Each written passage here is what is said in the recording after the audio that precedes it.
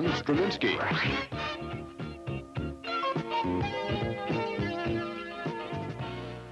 Good evening and welcome to Struminski. Tonight, I guess we can call this part 2 of a look at the world of radio. But more specifically, we're going to be looking at the world of music, and we have two special guests in studio tonight. You've heard their voices, and you've been listening to them day after day on AM 1320 WARA, and I have to tell you, gentlemen, that people have been waiting for this moment. And allow me to introduce to you, or maybe if we let them talk, you can close your eyes and say, I know that voice. Including us closing our eyes? No, you can't close your eyes. And if you haven't guessed already from the silence, we welcome into our studio tonight Larry Tocci. Larry, welcome to Struminski. Thank you, Ron. How you doing? You're going to fall. You're going to doze off on us because, of course, Larry is. Do you like to be called the morning man? The morning man. Yeah. Is that what it's called? That's what it's called. Industry-wide. In the biz. In the biz. In the biz, Ron. Yeah. Morning the man. morning man. The morning drive man. Yes. Man of darkness. That's right. Literally. 3:30 comes quick. We're going to talk a little about that too. And to Larry Tocci's right. Isn't he cute tonight? Isn't that sweet? He didn't look this good for his wedding. Hey, I don't know. I haven't talked to his wife about that, but maybe we will. Larry Tocci's right is the voice you hear on AM 1320 every afternoon. Beginning at what, 3 o'clock? After Mr. Nice goes off the air? After Mr. Nice, it's yours truly. After Mr. Nice goes off the air, you get all of your favorite music from Don Michaels. Don, Yes, welcome to thank you very Struminski. much, Ron. Do you know he had jeans on before the show? And I came in walking like this. I said, I'm safe. Yeah. I'm safe. Hits the ladies' room and comes out looking like this. You know, I have been for a long time wanting to talk, and we have never done this, even though I don't see too much of Larry around the radio studio because he's here in the morning. And when he is here during my radio show, he's usually in production because you do a good deal of the production Right. for WARA, and we haven't had a chance ever to talk about this topic Really? as far as I know. Really. And I've seen much more of Don, but we have never talked about the world of music, and more particularly some of the things that are happening in music. And we're going to get into those. We're going to be inviting your calls and comments at 222-2600, 222-2320. And if you're on radio side down in Rhode Island, our toll-free line is available to you at 399-8015. For those of you who may not know Larry Tocci and Don Michaels, let's get to know them a little better. Where are you from, Larry? When you go off on vacation, you're always talking about going to New York, New Jersey. That's right. But that's two places. Well, really from New York. Just about, say, about an hour north of the city. When I say New Jersey, I'm referring to my in-laws. That's where they're from. Well, that's not where they're from. That's where they've moved to. Are they still there? I understand somebody told me you sold them on your show. No, at least your mother-in-law. I just gave my mother-in-law away. Oh, you gave her away? Yeah, I gave her away. They must have gone over big with the wife. No. So you are from New York? Yes, I Grew am. up, schooled in New York? New York, yes. Not the city, but like I said, about an hour north of the city. An hour north. There was always a great pride. Do you feel that when people say, where are you from, you say, I'm from New York, like that's something special? I say, I'm from New York. Yeah. Oh, how do you say it? I'm from New York. New York. Do you feel that that's something special when you say that? is. I mean, to other people, But when it's they say, funny, oh, when you he's say- from New York. I'm from the city? No, there's a whole state there. Did Yeah, you ever but look at a map? people, wait a minute. There's a whole state there. I have run into a lot of people from New York, but when they say I'm from New York, they want you to believe they're from the big city. Oh, yeah. Well, I was close enough. I like to say it this way. I was close enough to the city to get all the culture and to enjoy the best of what it had to offer, but far enough away to avoid the crime and the grime. That's what people in Norton say about Attleboro. So you spent all of your years in New York. Yeah, until I got into radio. Let's talk a little bit about that. Let's not. Getting into radio. Where did you start your radio career? How'd you prepare Ted for Knight it? career. Typical Ted Knight career. Small little station in Vermont. Vermont? Yeah. You mean when you left your school? Did you prepare for it through schooling? Just went through a broadcasting school. I was a technician prior to that, servicing electronic equipment for a couple of years. Went to a vocational school for that after high school. So you were a technician and not an announcer then, initially. Right. And I got a little bored. After a while, it was the same thing. Just, I'd take a set off, and I'd be another set on the bench. I'd take a set off, be another set on the bench. So I heard some guy on the radio, and he sounded like him. I said, I can do that if he can do that. You know how many people say that? No, they say that. Yeah, they say that. What's so hard about that? Well, I listened to him, and then I passed an audition at a broadcasting school. And I went to the broadcasting school because they had a high placement service. They placed most of their students in broadcasting positions or jobs. And I went to this little tiny radio station where I did everything. Had an opportunity to really And I did the overnight shift. I went from like 11 p.m. to like 8 a.m. and did everything in between on both the AM and FM. And from there I went to and through other radio stations, and my last stop here for the last 2 years has been WARA. Is the morning man in radio, is that the pinnacle? I mean, you know, when you talk about the morning man on a radio station, you talk about the Salty Brines and the Dave Maynards and all of that seems to be the choice and very important slot in radio. Well, it is, because it's the time when people are getting up and they want that information, they want that humor, the service, whatever your station is formatted to give them, aside from the basic necessities, the news, sports, and weather, that they have grown to need, to want, and to enjoy. At other radio stations, it could be the PM drive jock or personality, or the night jock at a hot top 40 station. You're using the word jock, and yet I've been told we don't like to be called disc jockeys disc anymore. jockeys. We don't want to be called disc jockeys. Jock's okay. Jock is okay. Jock's is 80. You know how it is. Jock. That's 80. Yeah, it makes it sound like, you know, you're a big time guy. Is that so? But anyway. But not disc jockey. No, disc jockey's old terminology from the 50s, 60s. Air personalities. Air personalities. Because people have become much more of a personality. They're not just a voice. They don't read a cue card and say, here is the time, here's the temperature. They express themselves. They become as human as possible behind this. People always say, how do you talk into a stick all day? Well, you just imagine that hopefully there are people listening at the other end of that stick, and it's not just a stick you're talking to. You don't think about all the people that are listening, do you? No, you never do. You're in there, you're isolated. It's 5 o'clock in the morning, and you're kind of by yourself. It's kind of lonesome. Yeah, but knowing that there's someone listening, you don't feel so lonesome. But then, like I was saying, though, excuse me, sometimes at a real strong top 40, fast, what is termed current hit radio station, top 40 radio, a lot of music, pumping a lot of music. I worked at a station like that once. The nighttime jock, the 8 to midnight or 7 to midnight, 7 to 10 jock, is like really popular, or the most popular, one of the most popular on the shift, because everybody's vying for that time slot because they're combating against primetime TV, and the station's pumping in lots of money for promotions and solid music and audience participation. So it depends really on the station, its format, and the market it's in. But generally speaking, the morning man does the radio station build its format though around its personalities, or vice versa? I mean, when Larry Tocci came to WARA, there must have been some things that whoever hired you saw in you that they wanted to build into the station. Right. So they had a preconception of what they were looking for, I assume. I think it's 50-50. You walk in with your talent, and you format yourself to work within a format. So you're working within a format, and you're using your own talents to make that format work. So it's a 50-50. It's a little of this and a little of that. Let's turn to Don Michaels, get to meet him. He does the afternoon drive. What's this? PM. Knights of Columbus? Yes. PM what drive. What a nice guy. He's a nice guy. Borrowed that from his father. Did he? Nah, you can't. They can't see that on He's not in the television Knights. tonight. He's in the ladies' auxiliary. Don, where are you? You're from Providence? Providence. Born and bred? Born and bred, People 27 years. People don't look at somebody when they say they're from Providence like they do with somebody from New York. They're always looking for a weapon when I say New York. Whereabouts Providence? Right in the Olneyville Civil Lake section. The Olneyville section? The Olneyville Civil Lake section. It's the west end of the city, if you want to call it the west end. Been there for 27 years, and been into radio since 77. Since 77? 1977. You haven't done anything else in your whole life? Well, hey, I did a lot of music. I also played a saxophone, drums, and accordion. Did that in high school, this and that. I've never heard you play. Did you know that? You had to come here to find that out about Michael. Definitely tomorrow morning on the radio show. We got to call him live and have him do it. You have your saxophone at home? Oh, yes. Tocci calls you tomorrow morning you're going to get the saxophone out and play him something? Played in about 2 years, so... Call him at 5:30. Sax, he plays drums. Let's get him to do drums at 5 o'clock. If I had known that, went on the speaker of the phone. Had I known that, we would have had your drums in here tonight for a demonstration. Well, they weren't my drums, they were my cousin's drums. Oh, okay. So, but you played drums anyway. Yeah. How'd you get interested in radio now? In in high school, last year of high school at LaSalle Academy in Providence,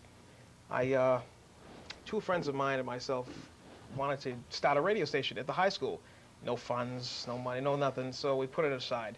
We always wanted to do something in radio. It ended up, we had to go up to college and do it. We started at the college radio station, WKBC, which was at the Rhode Island Junior College in Warwick. And we started right from there. We started doing production, commercials, and your own shows. We did our own shows, an hour shifts during each free period, and it started right from there. It was really fun. All right, listen, we're going to take a short break. We're going to be back with more of Larry Tocci and Don Michaels. Find out a little more about Don when we get back, and then start talking a little music tonight. We'll be right back.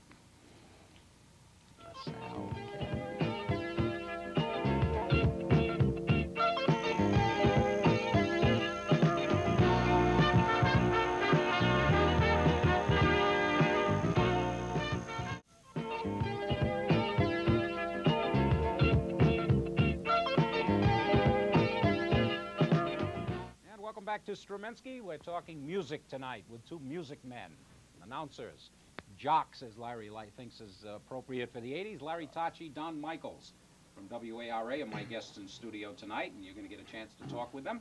222-2600 and 222-2320. Tell us a little bit about where you have visited along the way in your radio career, Don. Locally, that's about it. What I did is, as I was saying a few minutes ago, that we started college radio, and the Rhode Island Junior College was just in a library. Okay, it was just in a library. We decided to move it out. I became program director 2 years later, and music galore. We had top 40, AOR, everything, and basically we got off the ground right there. It was on. I stayed at college for 4 years it was a 2-year college. Okay. You stayed 4 years. I stayed. So he wants us to believe he stayed. There we go. Okay, yeah. I stayed an extra 2 years. I was on a 10-year plan in high school, pal. I've gone that route. I know that line. I stayed 2 years extra to stay on with the station. My own office, everything. Is that so? Program director. Then, since they knew I went to Rhode Island School of Broadcasting, okay, went to School of Broadcasting in 1980. From there, they knew I went to the School of Broadcasting at college. They put me the president of the station. Okay, no, the only person there who ever had any training at all. So that was that. Okay. After that, I did a 6 months, I should say, a 6-month sales internship at WLKW, writing their commercials and doing production for them, basically almost everything except being on the air, changing tapes, and it was all for free. You know, that's exactly what you have to do first. From there, about a year and a half ago, started WSAR up in Fall River. And basically then it was a satellite music station. And it was all music that coming in out of Chicago.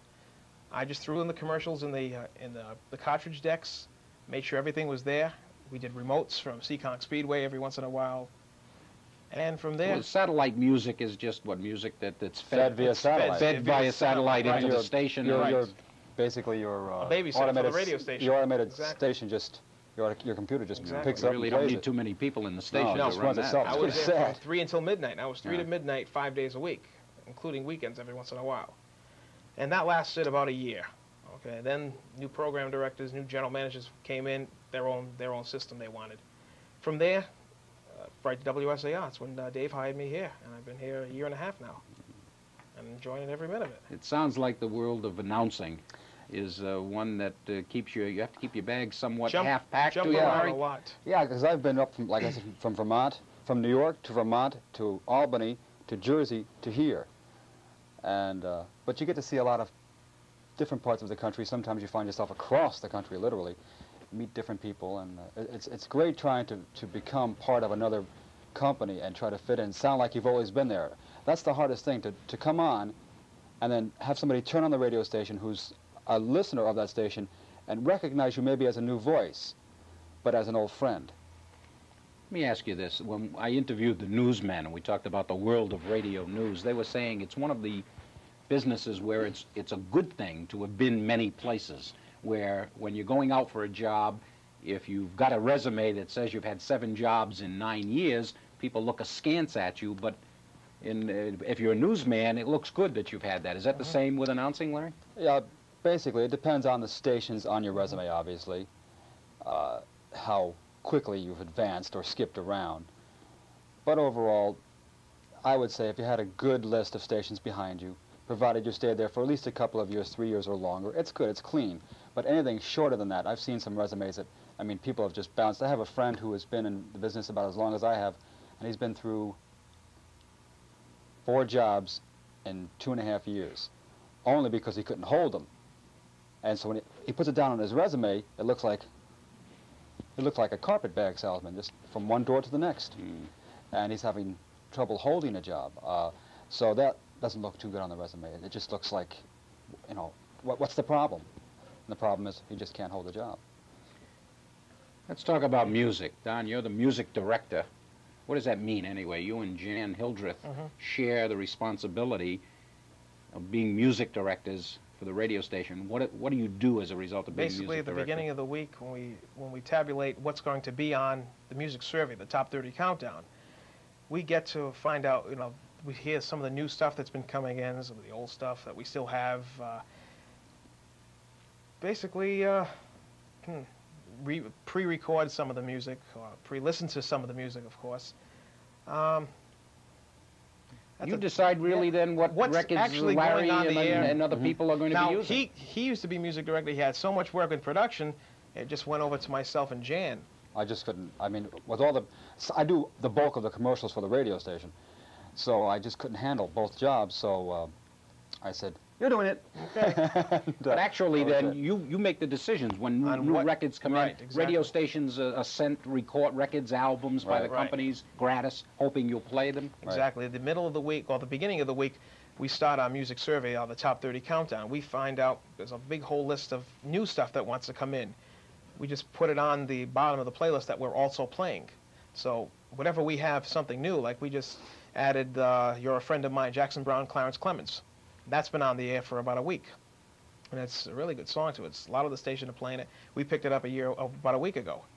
There's a lot more, obviously, than just picking the hits. Yeah. You look and see what other stations are playing, Yeah, where it exactly. falls in rotation, record sales, a lot of variables involved. On WARA, there's a certain music philosophy that we're trying to follow. I mean, we don't have hard rock. We also don't have classical music or country music. Pop, so adult, contemporary. there's a certain sort of like categories that the station adheres to. Right, it's adult contemporary with a slight lean to top 40. Yeah, right, exactly. Nothing extremely During my heavy, but show, it's more a good solid top 40 in the afternoon, beat. like between 3 and 4, but right before we get into the PM update stuff, that I'll play basically a lot of the new stuff that's out there. I want to talk about some of the new stuff and some of the old stuff and what's happening with some music and society and their values and some of the people who are upset about it when we return with more on music after this.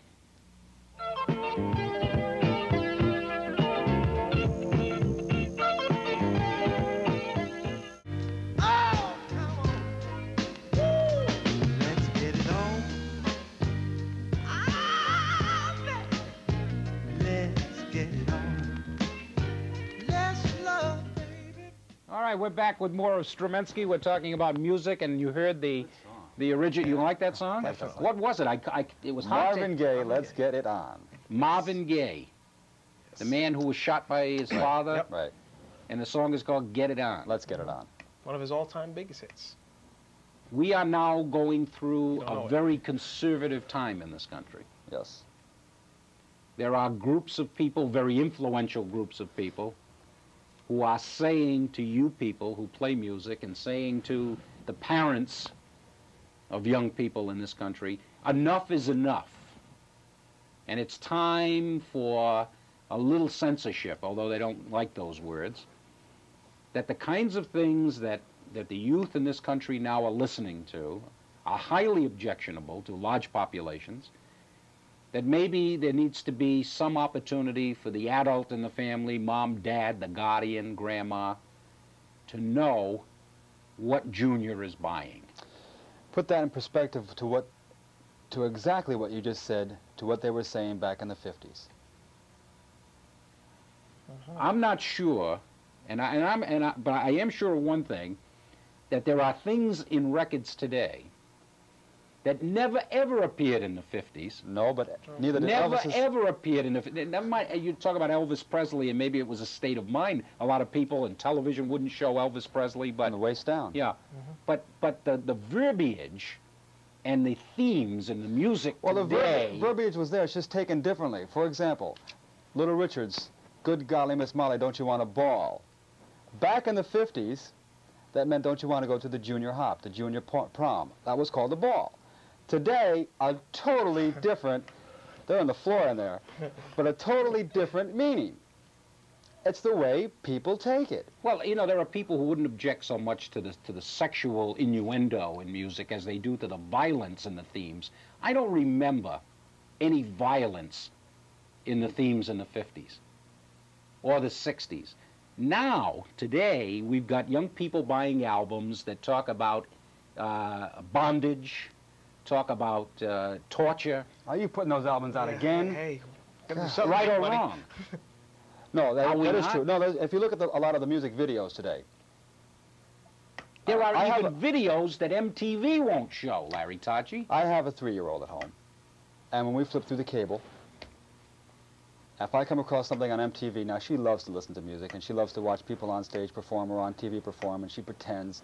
But when I come across something on MTV that is objectionable, we flip it real fast. It's nice that you can be there to do that. There are an awful lot of kids who tune MTV in and watch the videos that are strewn with violence, sexual innuendo, lyrics that you wouldn't want your kids to watch or listen to. But they're doing it because mom and dad are not there as you are to be able to go, I'm not going to let Kelly watch that. But who says that something's sexually explicit? Is there any doubt in some of the songs? I mean, when I say innuendo, you know, an innuendo is a hint at something, maybe a double entendre. But the music today isn't even a suggestion. I mean, it's there. Motley Crue sings about incest. And there's no innuendo. They talk about this pleasure of incest. Now, how can we find that acceptable for young people today and not allow for some kind of a warning for adults to know what their kids are buying? But with any medium, there is good and bad. Look at TV, look at movies, radio or broadcasting in general, and music. And unfortunately, because it seems like rock and roll or rock music is the focal point of attack here. It's always rock that's being attacked, and it has its bad points, but it has its very good points, like Live Aid or Band Aid. That's okay, and nobody's objecting to that, and nobody is saying we're going to do some rating of that. These groups, Tipper Gore, who is, of course, the wife of Senator Gore, and the other congressional people, the women who are concerned about the direction music's taking, are saying, we're not worried about that, Larry Tocci, Don Mike, those things are wonderful. The bulk of the music is okay. But there is music out there that is objectionable. But that's true with film. It is objectionable. Yes, but you have those X-rated films, too. And you have... An X-rated film a kid can't go to see because they won't be allowed into the theater. You won't find a 13-year-old or a 12-year-old sitting in an X-rated movie. They won't let him in. It's illegal. But it's okay for the 12-year-old to put Motley Crue on or to put Berlin on and listen to lyrics that are a perversion. Why is that? Why shouldn't something be done about that? I think if you draw too much attention to it. Now, I guess there's no age limit right now, right? Right. If I'm 14 and he's 28 and I want to buy the same album he buys, even though it's stamped with that sexually explicit label, I can buy it, right? There's nothing illegal against that? I can still buy it? Exactly. There's no age limit. Now, you're suggesting we should have one? No. What I'm saying is if you say that album is bad, that album is dirty, every 14-year-old kid is going to want to get that album. He'll buy it, and if he doesn't buy it, he'll make cassette copies of it. Sure. So you're drawing more attention to it. Just let it be. Let it rest. It's always going to be in the music. It's always going to be there. You really can't stop it. And if I know some of the rock groups, they will purposely put out some horrendous music, sex, filth, drugs, violence, everything you could possibly throw into a song, they'll put in. The whole album will be like that. All the kids will get hot about it and buy it, and it'll be one of the biggest selling records ever produced. What I'm saying to both of you, is Sure, they'll be called, I mean, but there needs to be a way. You know, kids in this society, young people who are underage, are not treated the same way as adults, nor should they be. You know, you can look at MTV and see that there's something objectionable there and turn it off. The adults are not going to sit down. Maybe they should. Maybe the answer is, well, when your 14-year-old daughter, 12 or 8 years old and 7 years old, especially if they have older brothers and sisters, when they bring something home, you need to take the time to take that album and listen to it, or in many cases the lyrics are inside, as they are in this particular one, and read it. Adults don't do that. Maybe that's the answer. Maybe you would say, well, they need to take more interest in it. The fact is they don't know what's behind all the noise that's coming out of Junior's room. But generally speaking, I wouldn't say that most of the garbage that's on some of the records that he's talking about is on radio. That's true. Most programmers are most radio programmers or operation managers are professionals. Not pretty professionals. They're professional enough to know that if they play something that's really raunchy or really offensive, and it has a lot of... They're not going to be there very long. All right, so they don't play the music. You guys, as jocks, don't play the objectionable stuff. I mean, what if we play... Why do the kids buy it? Why does it hit? Why does it sell 1 million copies? Where do they get the idea? The industry is so hot. One song from an album can make an album. So say we play an album, and that one song is perfect for our format. The rest of the album is filth. It's not our fault. We played the one song. In other words, in order to get that song, that young person has to go to the record store or wherever, unless and it's one of many songs. Right, unless he buys the 45. So they're luring them into the album via something that can be played on the air. Right. But most albums today issue at least 3 or 4 singles from it as hits, as suggested or popular records, 45 hits of the day. So when you buy an album, most of the time you will get at least 3 or 4 songs that you've already heard on the radio that have made that particular disc popular. What would be wrong? What would be wrong? Short, and I haven't seen any of the ratings. What do they look like? An album like this? I mean, I think look it's similar at an to the album. Ghostbuster symbol, you know, like a circle with a cross. That's what there's a little sticker on it. Yeah. And there's an X on it or whatever. And I wonder if your contention is right about a young person going into a record store and running for that because it's on there. It seems to me, first off, to buy an album like this, probably you can't buy an album for less than $6, $7, $8, $9, no. Right? So you really think that because an album has that on it, that young person who's going there to buy something he likes is going to forego buying what he likes to buy something because it's got that label on it? Where maybe what he's going to buy doesn't? I mean, he's only got $6, $7. He's going to buy one album at a time. They don't buy 2 and 3 at a time unless it's holiday time or birthday. Curiosity. 14-year-old boy walks up to the counter. He's going to buy some gum. Behind the counter, there are all kinds of adult magazines. You don't think his eye is going to wander? And wonder what's in there? Well, he might wonder, but when he sees the adult magazine, it's going to be behind something now, isn't it? These albums are right out there. You take a look at this one, and maybe it's not objectionable. And then what makes it objectionable? What is it? Is it the lyrical content? Is it the way they scream?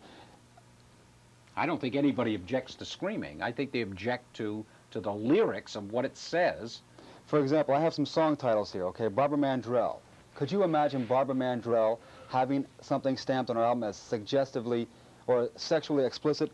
Overnight Sensations, the name of the song on one of her albums. Well, that's the name of it, but I don't know the song. The lyrics... Just the name of the title. Just the name of the title. Tells the people, this is dirty. Well, that's in the mind of the beholder, isn't it? Yes, that's what I'm trying to... You Look So Good in Love. George Strait, another country album. I'm using country specifically because we keep attacking rock. Yeah. Loretta Lynn, Ernest Tubb, Sweet Thing.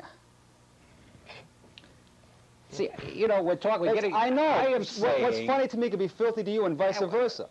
So what makes something sexually explicit? I'm saying that those things that can go either way in interpretation are one thing. There was a very popular song by Helen Reddy. Was it Helen Reddy, Do It To Me One More Time? Did she sing that song? Captain and Tennille. Or Captain and Tennille. Do that to me one more time, once. Very suggestive song. But these records aren't suggestive. I mean, they say what they mean now. And for some reason, these artists think that if they do that, that's going to take them to the top. And in many cases, it is. Sure is. Right? Am I right, Don? That's exactly right. And it's not only on a single album, it's a lot on live LPs, too. You can catch anything on live LPs. I've got quite a few, and then they'll go crazy on live ones. You've got a Van Halen right there. You've got a Queen live LP there too, and they say a few things in there that you wouldn't put that on the radio. You'd put some of the other cuts on there, like "We Are the Champions." Yeah. The song after that, or a couple of songs after that, forget it. You won't put that on. But the fact is, then we are luring young people into buying an album for something that has no objectionable content. And they are getting that objectionable content because they want a different song. You're telling me, and I believe, that they buy that album, as you said, because there's a single hit in there or two, that they hear regularly on the radio.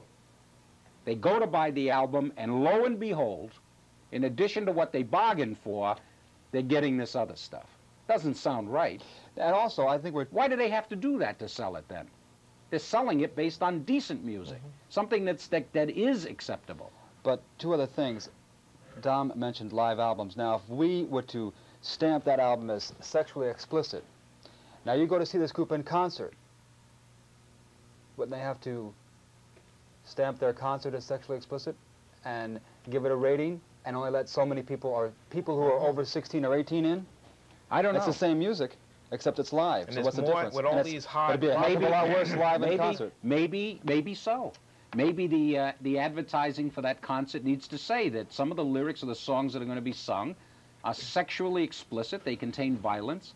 Just as if I buy a pack of cigarettes, I should know that it's potentially dangerous, and let me, as an adult parent, decide whether I want my 14-year-old or 12-year-old to go to that concert. Surprisingly, a couple of years ago, a cousin of mine, a friend of mine's brother-in-law, he's 14. Then he was 14. Okay. He loves Twisted Sister. Okay. Now, Twisted Sister. It's about as heavy as you weird can get. videos like crazy. Good group, but weird videos, and Van Halen the same way. All these hard rock groups will do the same thing. A lot of them will do on a live album. They do just about the same thing on every other album. If for some reason these kids under 14 love that kind of music. Why? At that age, well, they weren't out, but then our ages, the Beatles, who the hottest ones when we were growing up? Stones, maybe? Yeah, just about. Doors. Yeah.